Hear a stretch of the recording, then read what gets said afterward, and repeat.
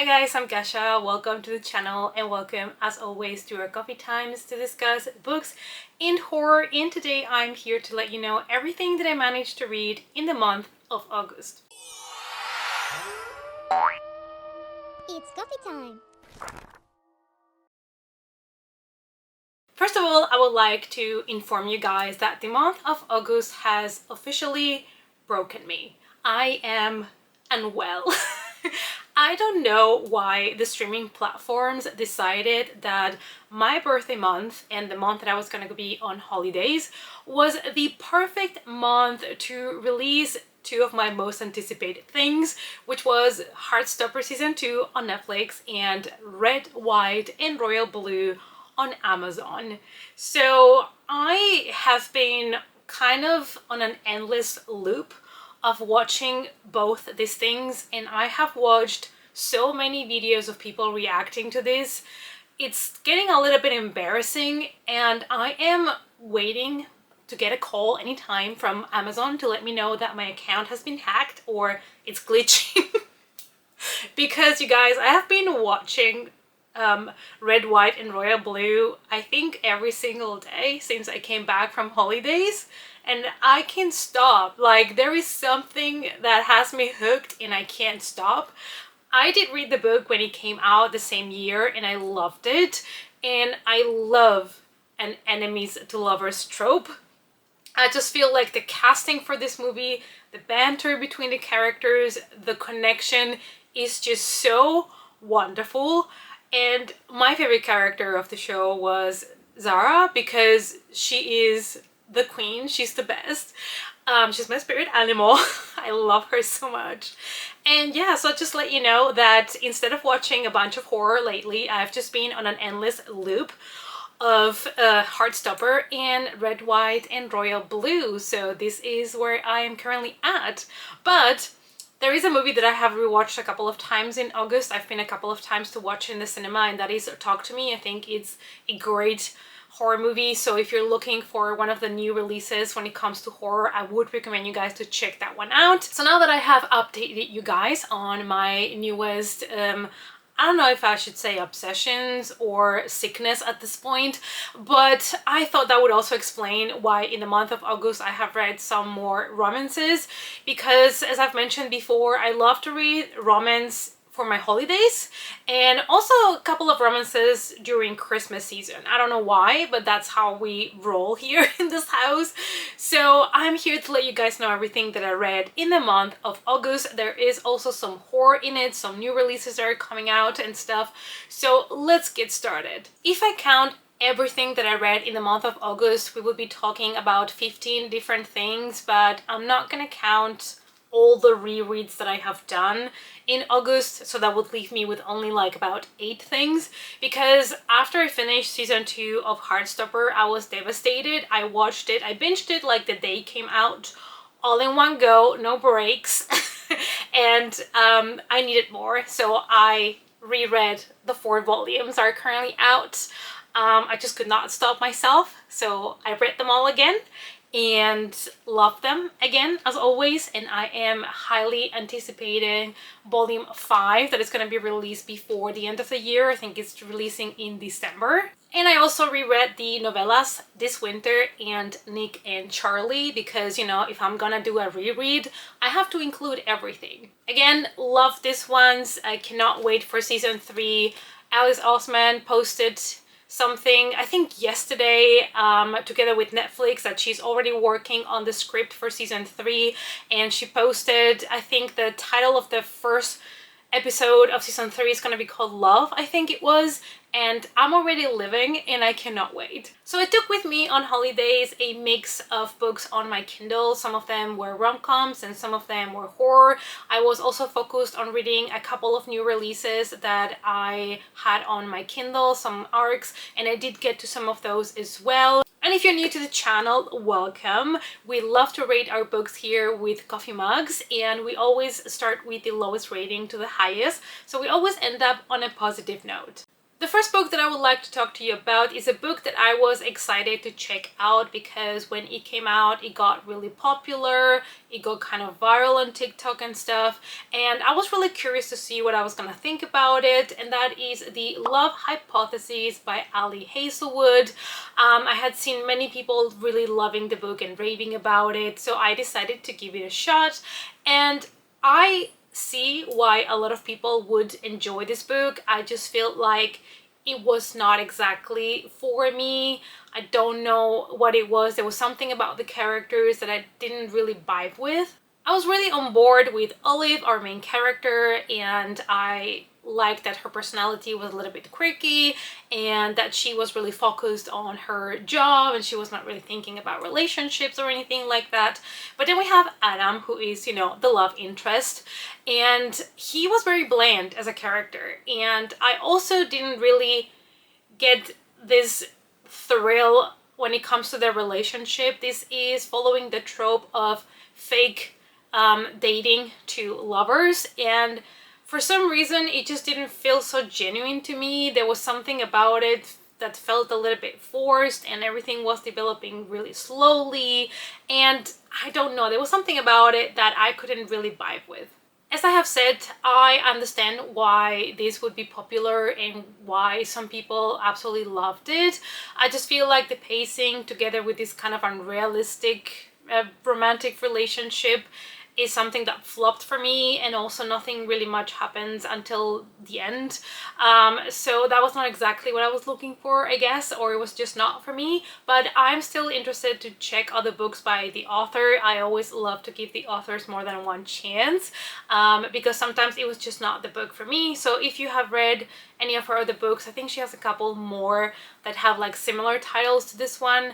Let me know down below which one has been your favorite. Next we have The Cheat Sheet by Sarah Adams, and this is another one that I found on Kindle and decided to check it out. I have not read anything by the author and I wanted to try it and see. This is also one that has a trope that can work for me, and that is friends to lovers. My issue with these characters were that they were both, I think, already on their 30s, and they were acting like little teenagers, and it felt very unrealistic. So we have Brie, and she has been in love with her best friend Nathan basically since the moment that she met him. He's now a professional player, he's a quarterback, and of course all women want to have a piece of him. So for the last years she has basically just been patiently seeing how he has been going from one girl to the next, and she secretly is in love with him. She also goes on dates, but nobody comes close to Nathan. And I just don't understand why these people have been crushing on each other since their teens, since they were kids. And they've been best friends for years and nobody has tried anything at all. Like, I don't know, it sounds quite unrealistic to me. Something happens in the book and they are kind of forced to fake a relationship, and that is when they realize that maybe the other one is feeling the same for them and they might be both secretly in love with each other. And I did enjoy when they come together, you know. I just feel like those scenes were rushed in at the end and we didn't get to see the relationship, like the love relationship, really blossom throughout the book, and I would have loved to see that kind of expanded and see more of that and not just rushed towards the end. But again, it was a quick romantic story and I would still give the author another chance. Then I read Generation Annihilation by Tracy Haywood Mayer, and this is one that I was excited about because when I read the synopsis I thought it was quite dark, even though this is a YA book. So this is one that's coming out in the month of September, so it might not be out yet, but I got an ARC and decided to read it. And let's start with the positives. So I absolutely love the theme of this book, which is focusing on a possible future in which, by taking action now and taking a look at the teenagers that we have now, the things they do, and try to modify their behavior, we might be able to achieve a future without violence and without crime. So I really loved the concept that this book had for a possible scary, disturbing future, I just didn't vibe with the writing style. So at the beginning I was really engaged with the story. We follow Sean. He has committed a crime and he is kind of a runaway now. So I wanted to see where this was gonna end, what was gonna happen to him, how he was gonna get away with what he did. And he ends up going to a very isolated small town where nearly nobody lives, and there is an old asylum there. And of course I was really excited to get into the asylum, because anything with creepy, kind of mysterious asylums where potentially some dodgy experiments might be taking place is something that I love. I love to see that. And I did love the bits in the asylum.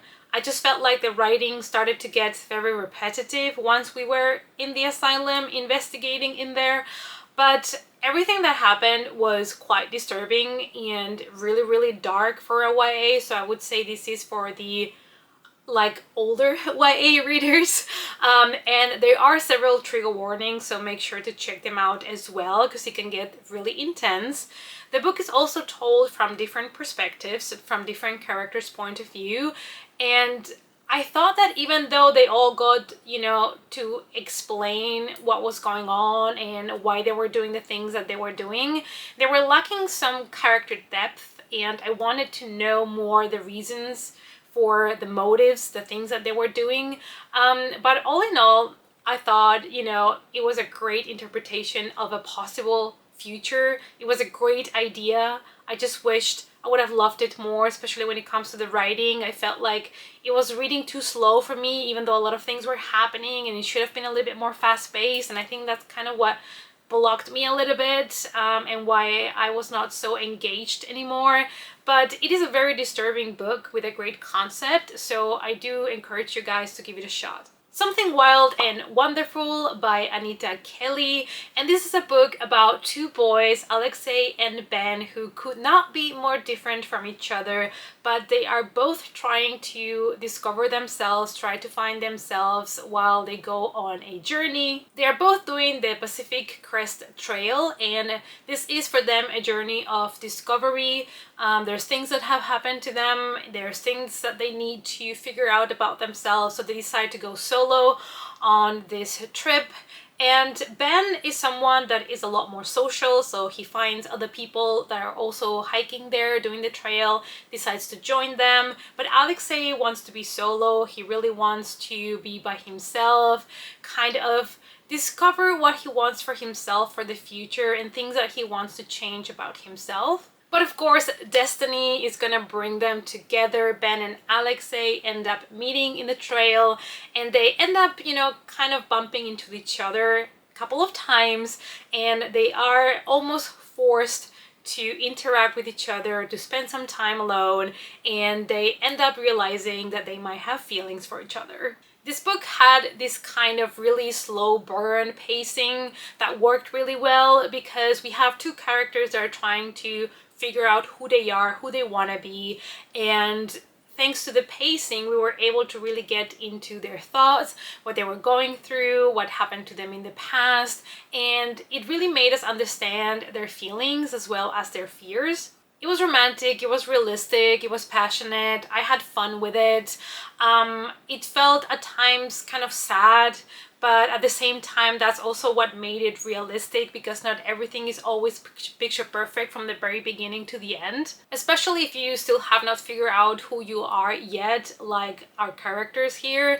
And I think this is gonna be a great cute romance with a lot of feelings that you can take with you if you are, you know, on holidays in the mountains or stuff like that, because it has that vibe of hiking in the mountains, the trails and all of that, which I really enjoyed to see. So I really did enjoy this. It Found Us by Lindsay Curry. This is a middle grade that also just came out, and I have to say I really enjoyed this one. This is a middle grade in which we follow a 12-year-old called Hazel, and she is someone that loves to solve mysteries. She's kind of always spying on neighbors and people, because she's always trying to figure out mysteries, things that people are hiding and stuff like that. So she loves to investigate. Her parents tell her she needs to stop snooping on people. But, you know, it's her passion. Her passion is to investigate, and that's what she does best. So one day her brother goes in the middle of the night to a cemetery to play an innocent game of hide and seek with his friends, and Hazel decides to follow him. Everything is going fine, they start to play the game, but then one of the friends goes hiding and never comes back. He disappears, never to be found again. So the police get involved, of course, because we have a missing kid here, but they are having trouble to find any leads to what happened, and there's no trail, nothing to lead them to the kid. So Hazel understands this is her time to shine, and she's going to use her skills to figure out what happened to him and try to bring him back home before it's too late. So you're gonna get a lot of cool, creepy moments, especially at the cemetery. And I loved Hazel, how she was so like into her role of being a almost modern Sherlock Holmes, and I loved her passion for what she was doing. I thought she was great as a character. She also had the help of some of her friends, and there is a lot of cool stuff related to the cemetery, the background, the history of the cemetery, the people that are buried there that I really appreciated. So I thought this was a great middle grade for the readers, and a lot of good spooky moments. Next we have Burn the Negative by Joshua Winning, and I have talked so much about this book that I'm not really gonna give you a review. If you want to check it out, I have a spoiler-free one on my channel, but it's basically a story of a cursed movie set, and the actress that played the role of the little kid in the movie that years later is confronted back with her darkest fears and memories from her past from making this movie. So the movie was rumored to be cursed because the people that worked in the movie started to die in the same way that the characters in the movie were dying. And now, years later, they're doing a remake, and the people that are involved with the remake are also starting to die. So it is a really interesting take on the cursed film trope, and it does take you to different places, so it's not your cookie cutter kind of story, it's not the same, so it brings a fresh take to the trope. It was a lot of fun, and if you love this trope, I do recommend you guys to check it out. Puzzle House by Duncan Ralston, and this is another one that's coming out in September.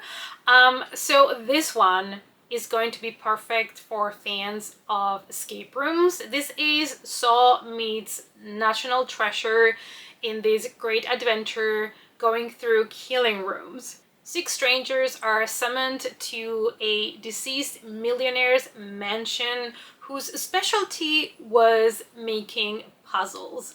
When the 6 strangers get there, they are explained that one of them will inherit everything, but they have to go through, you know, some puzzle solving rooms in order to be the one that wins the big prize. When the room starts and the characters start playing and solving the puzzles, they realize that the rooms are deadly and not all of them are gonna make it out alive. I really enjoyed that at the beginning of the novel we did get introductions on who the characters were before we got to the house and the puzzles and everything, so you already had an understanding of who these people were, where they were coming from and all of that, which is something that a lot of horror novels and movies kind of jump kind of straight into the action and you don't really have time to bond with the characters. So the fact that you got to know them a little bit better before they enter the rooms gave you more of a better understanding of who they were and made you more connected to them. From the beginning, I was really engaged with the characters. I was loving the moment that we started with the puzzles and when they realized that, you know, a lot of them might die in there. And even though the rooms were not like these high-tech escape rooms, even though they were a little bit more grounded on reality, I really enjoyed them, going through the puzzles, trying to solve them, trying to figure out the meaning of things. I thought it was really entertaining to me. I really loved it, and I think that people that enjoy escape rooms are gonna love this book. It's also not really long, but it is a book that is going to let you see how people react when they are put into this kind of situations where it's life or death, and how they will either help each other or maybe try to kill each other in order to be the only one that survives. It is very dark towards the end. It gets really, really dark, and I really enjoyed it. I think you're gonna have a lot of fun if these type of stories is what you're looking for. Now let's talk about Mary by Nat Cassidy. When this book came out, it took the booktube community by storm. People were raving about it, people were saying how good it was, and of course I needed to know. I have been dying to read this book and figure out for myself, you know, where my stand was, if I loved it or not. So I would like to report that I really enjoyed this story. I love the writing style, and I could not believe that a man would do such an amazing job at describing and putting you in the head, in the thoughts of a middle-aged woman that is kind of going through a crisis and she's approaching menopause. I was shocked at how good she was written as a female character. And Mary is a middle-aged woman that has a very simple life. She doesn't want to be in the focus, you know, she doesn't want attention, and she's enjoying her life when she receives a call from her aunt. Her aunt is sick and she needs somebody to take care of her, so Mary feels compelled to go and help her since her aunt basically is the one that raised her. So she decides to leave everything behind, go back to her childhood little town, and you know, take care of her aunt, but then at the same time she's going to be facing the demons and the ghost from her own past. In this small town, a lot of people still talk about a true crime story that happened there years ago and that shook the whole community, so they're still talking about it. And the more that Mary investigates and tries to figure out things about that time, the more she realizes that she might be connected to that true crime story. That is all that I can really tell you truly without spoiling anything that's coming later in the book, because that is basically the synopsis and what you mostly know before you go into it. But there is such a good merge of subgenres of horror, and things start going in one direction and then we start taking different turns to the story. I would say that towards the half, like the middle point, there is a tonal change which might or might not work for a lot of readers. For me personally, I felt I loved the first part more than the second one, but it doesn't mean that I didn't enjoy that other side of the book. It is a book that combines true crime with psychological horror and a lot of the fears of what we have in our own minds. And there were many topics that were introduced in the book that are really interesting. And I feel like also because this is a woman that is a middle-aged woman, it's not something that you always get to explore psychologically a lot in horror. I think that's also why it was so appealing to so many readers, including myself. I love the voice of our main character. I love how she was written. I love the writing style. So obviously, I'm excited to check more by the author. I will tell you as well, it gets really disturbing and there are so many moments that are so horrific. This would be such a great horror movie if it would be adapted, or a TV show, because of the images that are being put in your brain. They are horrifying and disturbing, so be ready for that. Alright you guys, so that was everything that I managed to read in the month of August. I am quite pleased that I read some new releases that I needed to review, that I wanted to know and try out before I could recommend them to you guys. And also I could squeeze in some romances here and there. I am not gonna lie, I'm currently reading Red, White and Royal Blue again because #obsessed, and it's okay, it's fine. We're just accepting this. So anyways, I hope that you enjoyed this video. Let me know down below, what were you reading this summer? Do you also love to read like romances in summer, even if you love horror? Because I might not be the only one, am I? And now that spooky season is around the corner, I am so excited about all the horror content, all the horror books, all the horror movies that I'm gonna consume until Christmas comes around. And then I might indulge again in a little bit of romance. Let me know guys down below, what is the best book you read in the month of August. Thank you guys as always so much for watching, and I hope to see you all as always in our next coffee time. Bye!